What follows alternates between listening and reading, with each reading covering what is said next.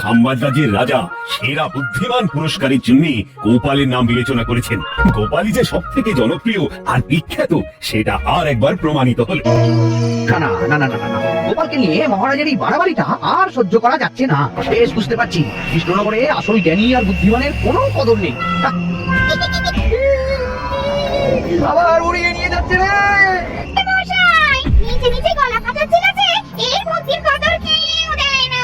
কিন্তু আমাকে এখানে ধরে নিয়ে আসার কারণটা কি? আমি কি করলাম?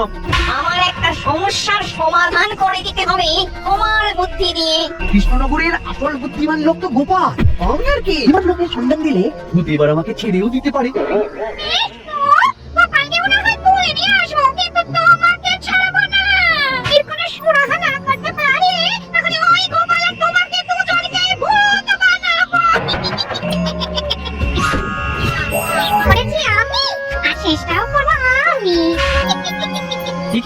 এই গলা তো মানুষের না। আমার স্বামী সমস্যার সমাধান করে দেবে। তাহলে আমার আর আমার গিন্নির মুক্তি। হ্যাঁ, আমার একটা সমস্যার সমাধান বাতলে দাও দেখি চটপট। কিন্তু সমস্যাটা কি?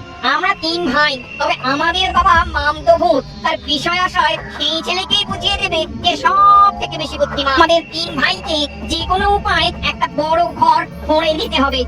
কি গেরোয় পড়েছি, কি দিয়ে যে ভরি। তোমার দাদারা কি করে করুক, তারপর আমি না হয় ঠিক একটা ব্যবস্থা করে দেবো, বুঝলে?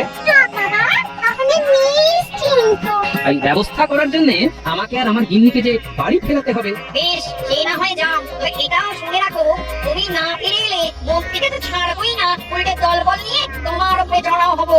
তবে এটাও জেনে রাখো, আমি তোমাকে আমরা সোনায় দানায় ভরিয়ে দেব।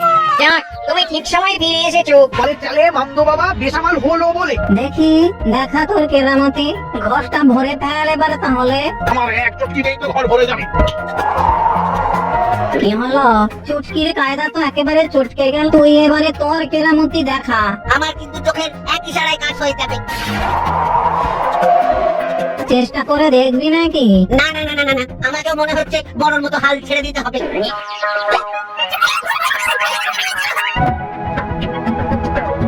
সারাটা ঘর কেমন ভরিয়ে দিলাম। আর এত বুদ্ধি, আমার সব সম্পত্তি তো তাকেই দিতে হবে। আমদানি তো নেহাত মন্দ হচ্ছে না মনে হচ্ছে। মাঝে মাঝে এসে সমস্যার সমাধান করে দিলে ছোলা করতে অসুবিধা হবে না। কি হলো মন্ত্রী মশাই, আমার পুঁটলি ভরা দেখে আপনার শরীরটা কি আইঢাই করছে? সোনা দানা চাই না, যার নিয়ে যে ফিরতে পারছি সেটাই অনেক। কি শুনছি মন্ত্রী মশাই, কানটা একটু খুঁচিয়ে নি হালকা।